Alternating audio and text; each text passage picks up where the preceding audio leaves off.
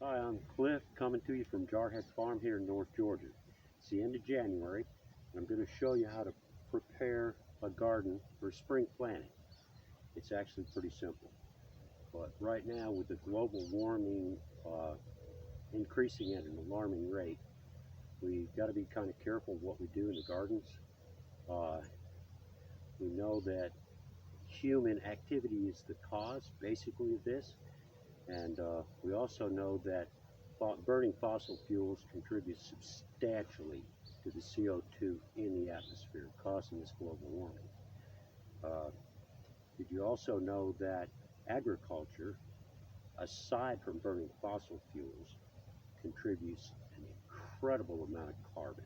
Carbon is captured in the soil, and what happens is when the soil is turned, immediately all the microbes begin to consume in the sunlight and in the oxygen all the humus that's in the soil. And some studies show that plowing a 3-acre field can actually emit as much carbon into the atmosphere as driving a mid-sized car for a whole year. That's substantial. And we know that traditional farming, even organic farming, everybody is plowing and tilling. Well, we don't have a plow or a till on this farm. I'm going to use an old mower here, and I am going to emit some carbon into the atmosphere. However, it's going to be one time for the life of this garden. Unlike traditional farming where fields are plowed and harrowed at least once a year, sometimes twice a year, year after year after year after year. Enough talk, let's get started. Okay, so we're more than halfway there. There are only 2 steps to this. First one, mow as close as you can to the soil. Second one is mulch, 8 to 10 inches of clean hay. Clean hay is hay that hasn't been sprayed with chemical herbicides or pesticides. Your biggest problem with this process is finding clean hay. If you shop around, you're going to do it. So now we're going to mulch.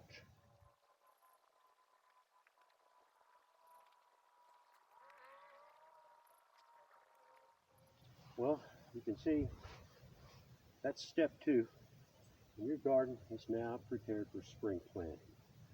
What happens with this hay, I had a group come out under Amanda Meyer from UGA, she's a professor there, to test the microbes in my soil, and they did a complete soil test out of Cornell University as well, and out of 100% with this process here, I have 99% carbon and nitrogen in my soil. I have 100% potassium and 100% phosphorus.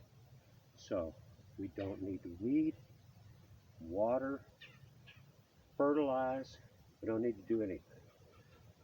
This mulch, when we come to plant it in April, and I'll run another video then, you'll see that a lot of it has sort of disappeared. It's being pulled down at the ground by earthworms, and there's a whole plethora of insects that will live under this mulch and continue to break it down. So about halfway through the season, I'll have to pile some more mulch on here. But in April, stop back with me again. I'm going to show you planting in this, whether seed or sets, and you'll see how easy it is. But right now, your garden's ready. Thanks a lot for joining me. Bye.